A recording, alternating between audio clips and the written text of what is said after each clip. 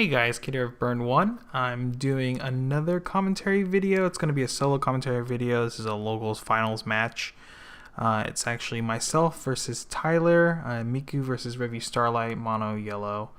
But yeah, I'm doing this video mostly because I'm going to start pushing more commentary content.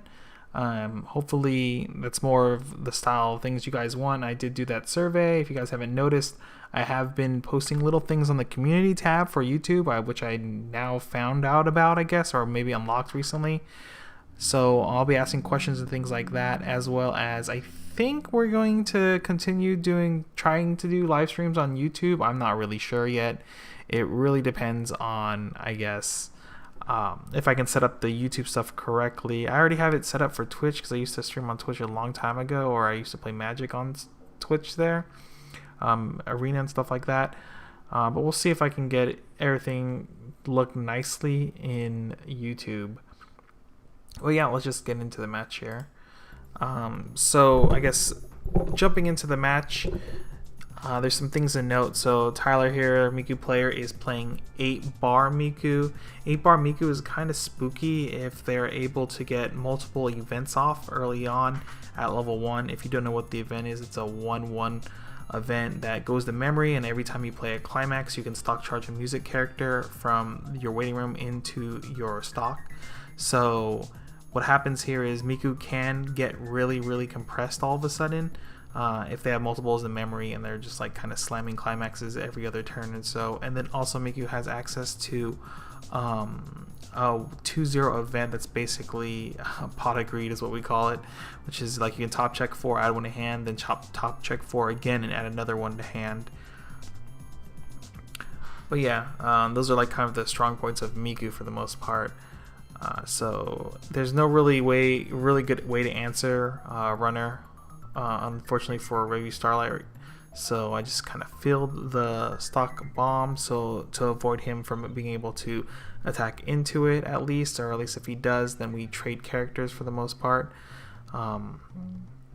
It's like the only real play you can somewhat do. If I opened up a little bit better zeros like the 4K center 2 soul level 0, that would have some staying power as well. But it looks like here, I believe Tyler is going to play 3 runners here, I think, if I remember this game correctly. And I'm pretty sure he's going to, because he likes to play really aggressive. That's one thing. I don't know why. He really likes playing really aggressive, especially if he has a +1 on the beginning. And he slams a climax down here, which kind of hurts a little bit. This scenario here actually is like really good for me because yellow Revue Starlight actually has a Shimikaze combo that requires reverses, and by him tri-fielding and playing the bar and everything like that, if I get hit to 1, I'll be able to actually reverse multiple lanes if need be, but unfortunately here I canceled. This is a reason why the stock bomb, the level 0 stock bomb, I didn't use the effect here because I was hoping to get hit into level 1 and being able to plus off of him tri-fielding, kind of punishing him for this. Unfortunately though, I was not able to get to level 1 here, and my hand really isn't set up to fight this very well. So it really sucks. He's going to get some pluses here. But there's not much I can do about it. All I can really do is at least prevent the pluses from happening, or as many pluses happening as possible, and keep pushing damage.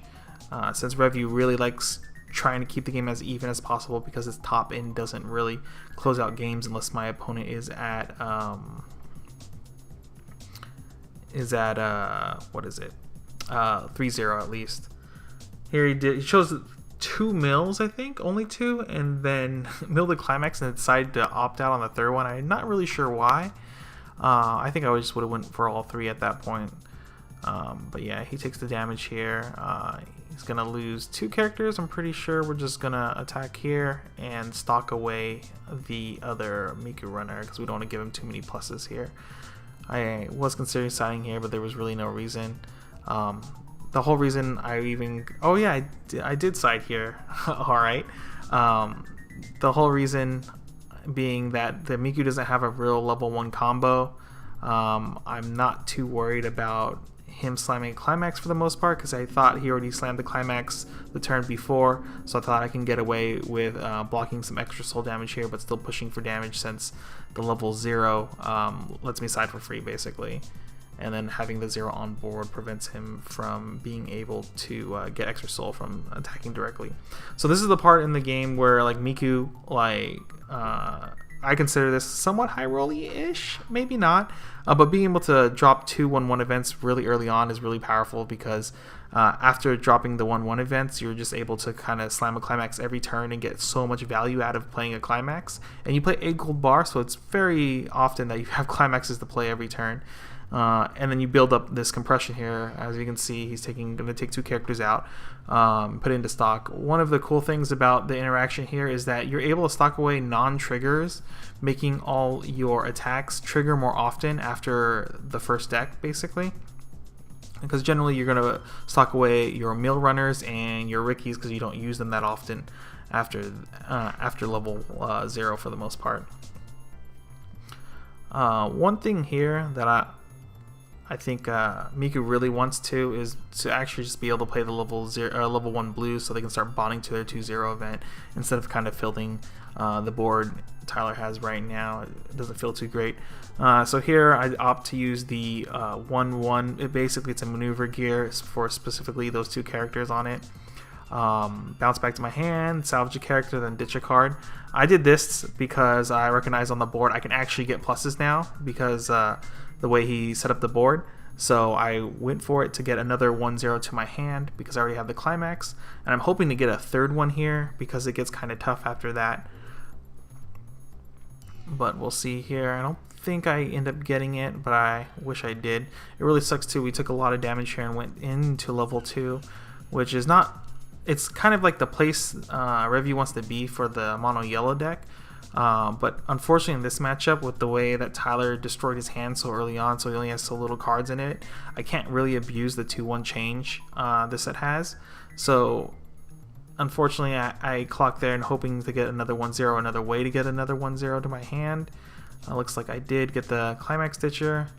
We're going to add that to my hand here, and then we're going to get 2 pluses off of this here, because now that his field can't really move or anything, I'm able to actually reverse it with my Shimikaze combo, which feels really, really good. Revue has a lot of...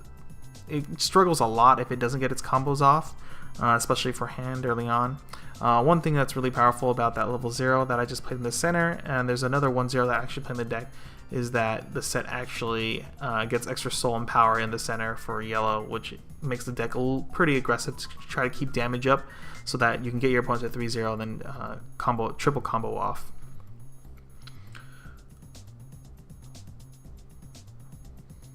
Alright, so here I'm pretty much looking for level 3s to get to my hand, because the goal of the deck really is to get triple, I forget her name, triple combo off at level 3, because it's really powerful at closing out games if we keep the damage pretty even, or if I somehow get a sneak ahead with the extra soul I'm provided by some of my level 0s and level 1s.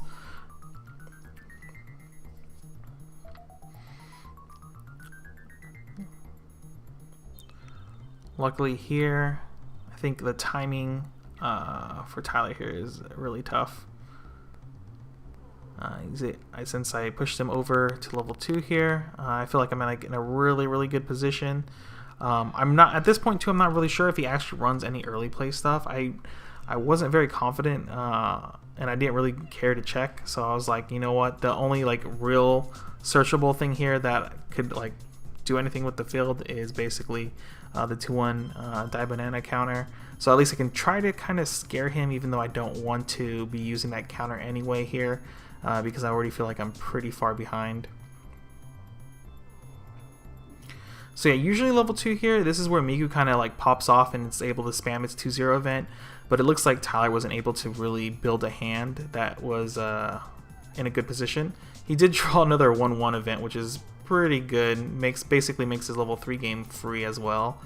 He builds a lot of stock off of his level 3 with these 1-1 events, so like if he can get to the point where he's like right about a refresh, he can force some really, really good turns. Oof, that kind of sucks there, revealing more climaxes. I I think here he's just kind of thinking if he should dig one more and go for another plus, or make it so he can refresh with another bar in his waiting room for the most part. Not really sure what the right play here is. Looks like he goes for it. He gets another bonder to the 2-0 event. So he might be thinking about going for another clock to get another 2-0 event that he just played. After this, try to force that refresh at least, I think, because he's holding 2 bars in hand, which is kind of tough.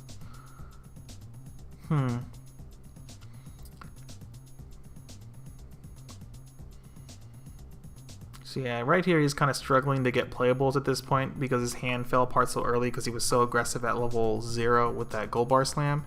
I feel like, at least with Miku, you kind of want to look to play your gold bars at 1, even though you don't really have a combo when you play the 8 gold bar version of the deck with without playing like the 1-0 that pluses, or yeah, the 1-0 combo that pluses, I think, with the gold bar. We played the 1-1 event instead. So you want to save your gold bar slammings or climax slammings to basically come out when you have the 1-1 in there, because that's your climax combo basically. So yeah, he's forced here to Ricky, which is kind of tough on him. He's forced to take a lot of extra damage. That's one of the downsides about Miku, is that it has a really good 2-0 event, but if you're not really careful about how aggressive you are early on when you don't have to be, if your hand gets too tiny, you end up going to just like clocking yourself a lot for the 2-0 event with your Ricky to find playables and things like that. So yeah, it looks like most of my board here is going to live. I forget here. I think everything here lives actually, right? So yeah, once again, playing a climax, really, really powerful. You end up getting 3 stock from just playing your climax. It's, like I said, it's basically the climax combo, I would say, of the set, and it makes it really scary because it can get really compressed really fast. Alright, going to refresh here. So yeah, in the beginning of the game it felt pretty bad for the most part, but now that we're like at a pretty even state here, because the Miku deck was forced to clock itself so many times here, which feels good.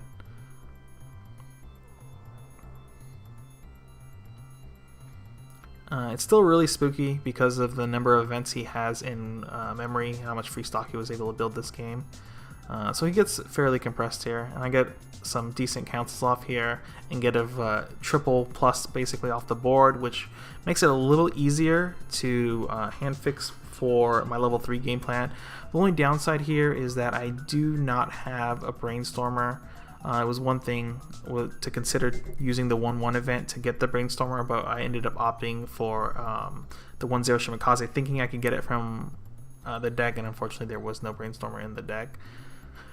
Alright, so there is the changer. It's a really powerful changer if your opponent has a lot of hand size, because the way it changes is that first on play it mills top 2. If there's a level 0 character among those cards, it can side attack for free, so you can side attack early plays and things like that. When the card gets front attacked, the next encore phase, you can pay 1, sack it to summon the level 3 from hand. The level 3, when it comes into play, you can bounce a card back to your opponent's hand, and it gains 2k power for the turn. Power doesn't really matter because you do it on your opponent's turn, so nothing's going to happen there. But bouncing cards back to your opponent's hand at encore phase forces them to discard cards if they have 7 cards already, and you bounce like 2 or 3 cards to their hand, they're going to have to discard 2 or 3, which feels really, really good. Especially if you're going into your kill turn, you just open up all their lanes, so you don't have to worry about counters as well. I really like that changer. At first I thought it was going to be really mediocre, but it turned out to be really, really cool. And sometimes your opponent makes the misplay of side attacking it too, because they're afraid of the early play for whatever reason, so that always feels good too. And there are situations too where you can use the 1-1 event to bounce back the level 3 to your hand if they have power to kill it on the next turn, and then play it again the following turn.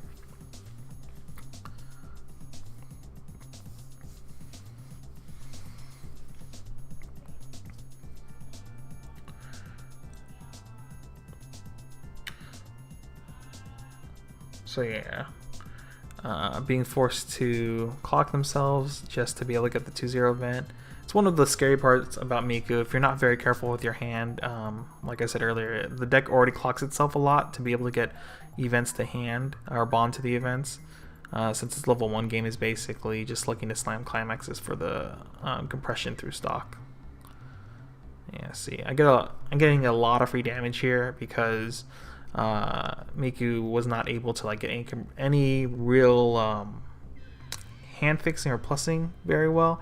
Unable to get a brainstormer out early enough that, you know, slamming climax every turn feels okay because you generate like 2 to 3 stock here, and then you're able to brainstorm every turn for basically free because you have so much stock, and being more compressed as well means you're going to hit the brainstorm more often. So it normally feels really good, but unfortunately Tyler here has no brainstorm, so oh wait, here it comes. But yeah, he was basically didn't have a brainstorm till level 3, which really sucks, and I got really lucky for that as well. Going into this match, I thought it was going to be a pretty tough match because I have no way to de-incentivize my opponent from being able to stock charge a bunch off the events. So if Miku ends up getting a lot of events on early, it feels really bad because the way I punish people is by bouncing their board and swinging for like 4-4-4, and if they cancel, they burn 2 twice. But when you're against Miku, who can compress very well, it gets kind of tough.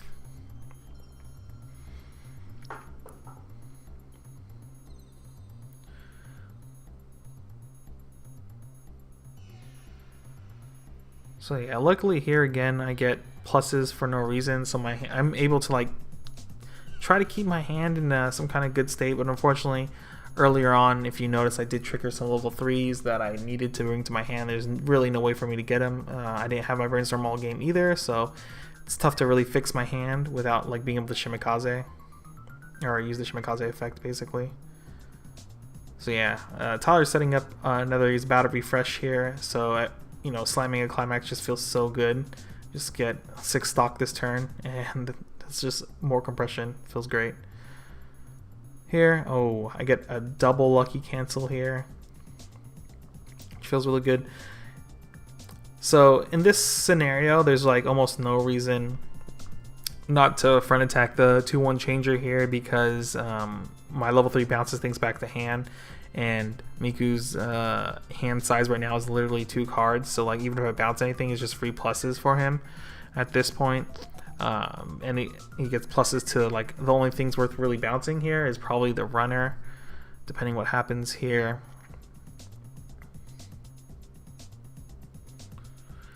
Yeah, so it looks like he's thinking a bit about whether he should front attack the 2-1 changer or not. There's really almost no reason not to, like I said.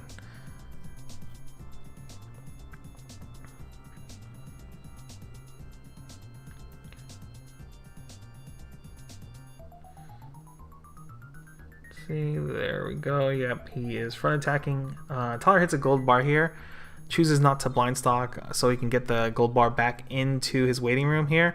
And because he front attacked here, I'm able to actually change. I do have the level 3 in my hand since I did search it out earlier. So what's really nice here is that I'm pretty sure at this point that Tyler's last card in his deck is a gold bar, or not a gold bar, I'm sorry, basically damage. It's not a climax.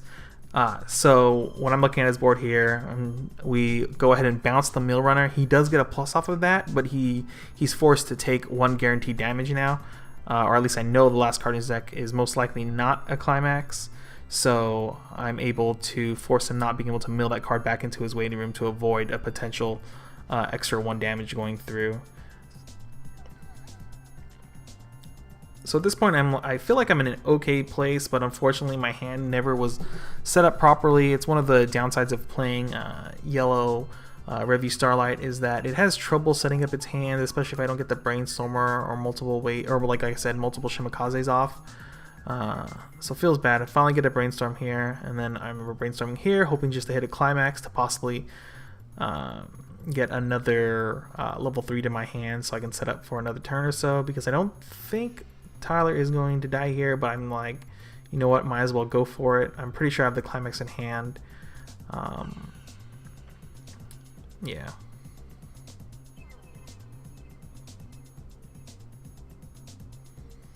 So he is at 3-0, which makes this, like, being able to climax combo here pretty spooky for Miku.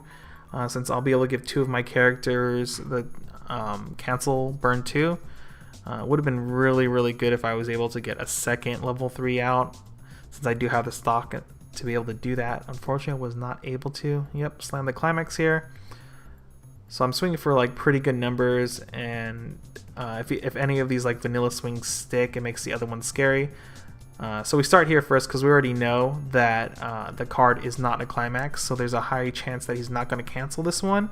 And if he takes the 3 and then takes the refresh damage, it puts him at 3-4, which makes these next attacks pretty spooky. Unfortunately, here he canceled and then took a refresh damage of a gold bar, which felt really good.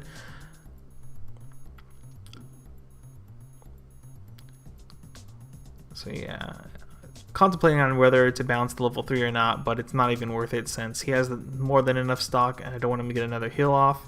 Gets an immediate cancel here, and then another cancel from the burn 2 from the climax combo effect, which feels really bad. So swinging in here, that card gets extra soul in the center, so it's swinging in for 4. And then if he cancels, which he does, he has to burn 2, it cancels again. The bright side here about how these cancels worked out is that I remove a lot of gold bars from his deck, making his level 3 combo less likely to go off, especially since he canceled and then clocked 1 and then canceled. He held 1 through the refresh there, so he's gonna need to get another climax to his hand to guarantee his level 3 combo going off. He just basically needs any climax, and I believe, what is that, 7 climaxes out of his deck. There's only 1 climax left. Is there 1 climax left? 5. 1, 2, 3, 4, 5. 6. Oh, so there's 2 in his deck, I believe, right now, right? Or am I mistaken? So yeah, he's gonna have to. Oh no, there's only 1 here, I think. All right, so he clocked himself to be able to get the last climax in his deck, and then he clocked the last climax in his deck when he was favored not to do that. Unfortunately, he got really unlucky here, and which this really helps me out, let me live another turn, which really sucks for him.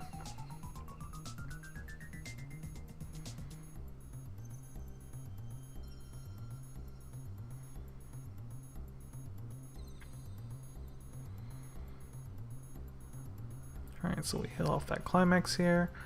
I don't remember if he tries to go for a forced refresh here. He might do that because he is out.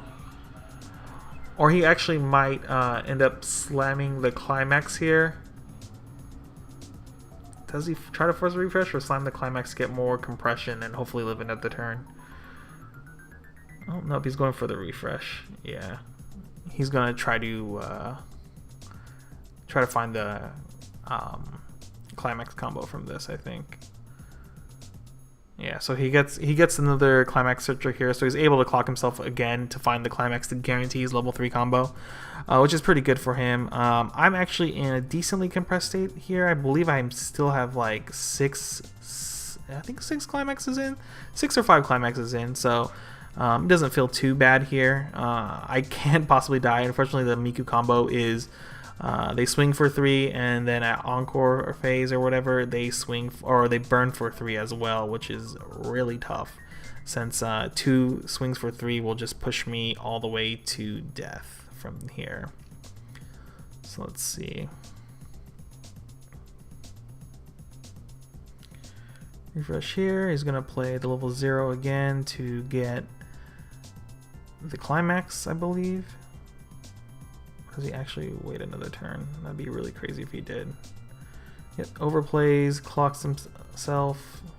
Yep, gets a climax. Alright, he's set up for the kill turn now. The only way this could be any better for him is if the 1-0 could also swing for 2 soul here, because then you can be like 3, 3, 3, burn for 3, burn for 3. Or if he was able to get a third Miku out, that would, oh, it feels so bad. So yeah, Miku has a lot of stock to play with because of the 1-1 event and how it interacts with playing 8 gold bar here. So what's a really cool interaction here is he can play the climax stock charge 3, and then the level 3 Miku lets him play another climax over his his current climax at, I think, start of Encore phase. So he gets the stock charge 3 again, so he gets basically 9 stock this turn, which feels really good. And being able to get the 6 extra stock makes it so that his Miku combo is basically free for the most part, because I believe it's pay 1, ditch 1 after you play the gold bar again. So yeah, just going through the math in his head here, figuring out, make sure he gets everything.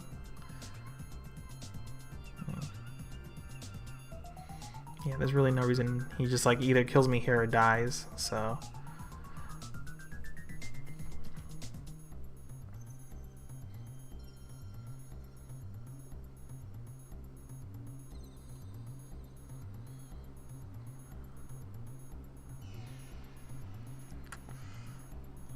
Let's see.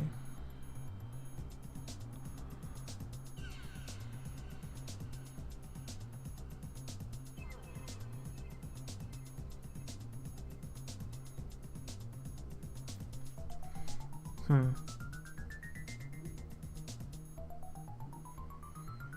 don't think there's really much to think about here. I think you just slam the climax and go for it.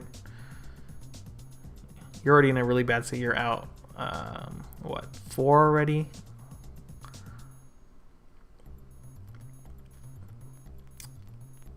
So I'm pretty sure you feel like you're not going to die, or you're going to, oof, triggering gold bar.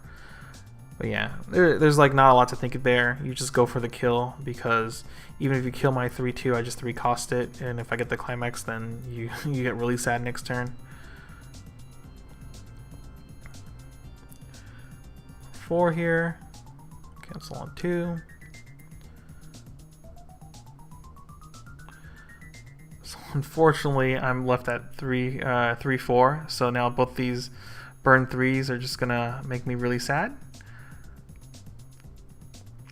He does it again. All right.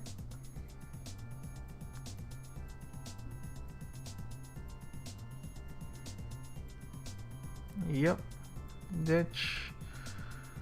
Cancel on 2 there. Refresh. So at this point, Revue basically won the game for the most part.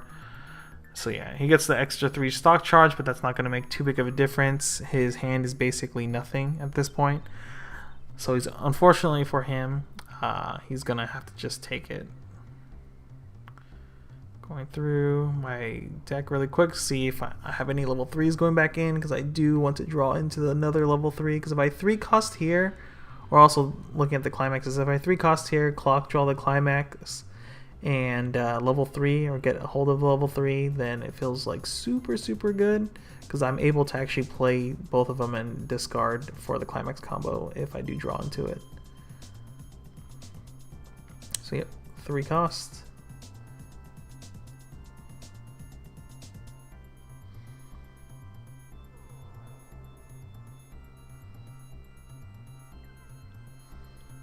So this is like basically the final turn, so of course just go ahead and clock, try to find the climax for the effect, or maybe another level 3, or even if I draw the oh yeah, there I was going for the brainstorm, hopefully. Yep, getting the 3-2. The 3-2 on play, draws 2, ditches 1. So if I play this, find the climax, then I can do the combo. If not, it's still fine. So see, yeah, those were the 2 I triggered earlier in the game, which feels really bad. Draw 2 here, ditch 1, doesn't look like I hit the climax at all. Yep, no climax.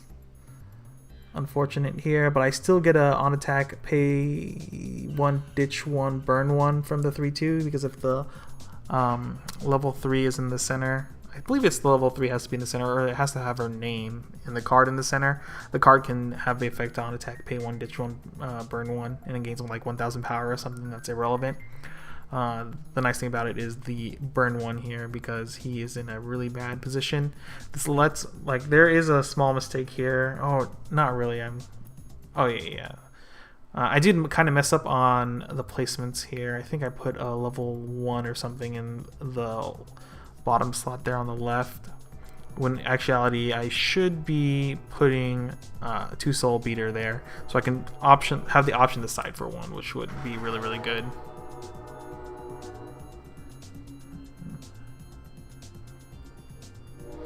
So yeah, trying to make the decision here.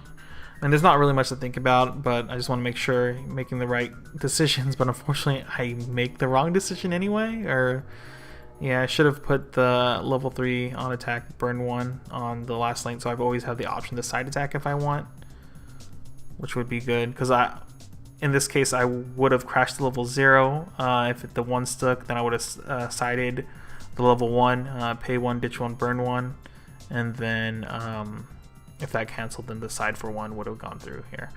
Alright, looks like that is it. Revue wins here. But yeah, some of the really powerful things about Revue Starlight here is that its yellow in-game is really strong if you're able to set it up. Unfortunately here I didn't really get a good setup for it. There was one game where you like triple play the finisher, which feels really good, and then you're swinging for 4-4-4, and then they have to cancel, or if they cancel those, and they burn 2 twice, which feels really good on the cards.